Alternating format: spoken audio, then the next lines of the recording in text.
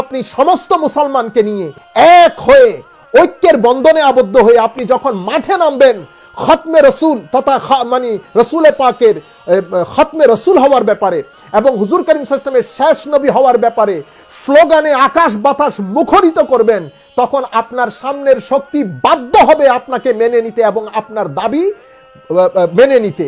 তখন আপনি যখন ঐক্যের বন্ধনে আবদ্ধ হবেন, তখন বাংলাদেশের টিভিতে বসে কোনো মায়ের ছেলে কখনো সাহস করবে না ইসলাম বিরোধী, নবী বিরোধী বা আমাদের কোরআন বিরোধী বা এই ধরনের কোনো কথাবার্তা বলা, যেগুলা বলার মাধ্যমে মুসলমানদের ইমানে, মুসলমানদের অন্তরে আঘাত লাগে।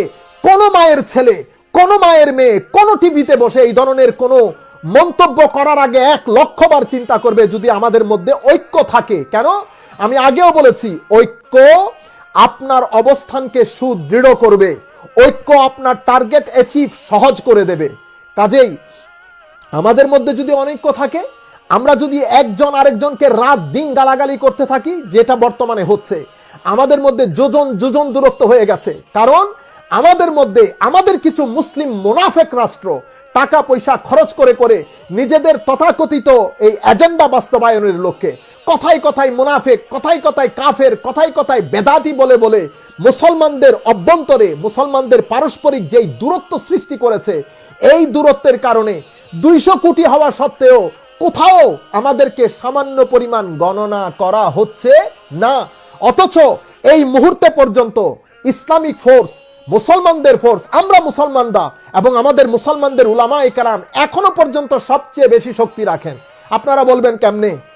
মনে রাখবেন, মুসলমানদের উলামায়ে কেরাম যখন রাস্তায় বসে ডাক দেবেন, তখন বাংলাদেশের প্রত্যন্ত অঞ্চল থেকে মানুষ এসে ঢাকা ব্লক করে দেওয়া কোনো বিষয় না। সেটা কোনো সেকুলার রাজনৈতিক নেতৃত্ব কখনো করতে পারবে না।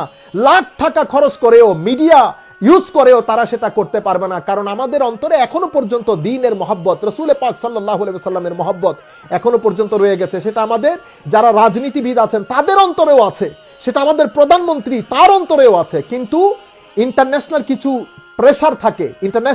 প্রেসার থাকে এবং আমাদের রাষ্ট্রগুলোর মধ্যে ঐক্য না থাকার কারণে সবাই নিজেদের মধ্যে একটা লোনলিনেস ফিল করে।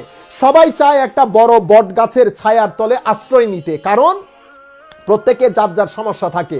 আমাদের ঐক্যের বন্ধন না থাকার কারণে, আমরা ঐক্যের বন্ধনে আবদ্ধ না হওয়ার কারণে আমাদের একেবারে নেতৃত্বের লেভেল থেকে শুরু করে গ্রস রুট লেভেল পর্যন্ত আজকে আমাদের এই লাঞ্ছিত বঞ্চিত হতে হচ্ছে।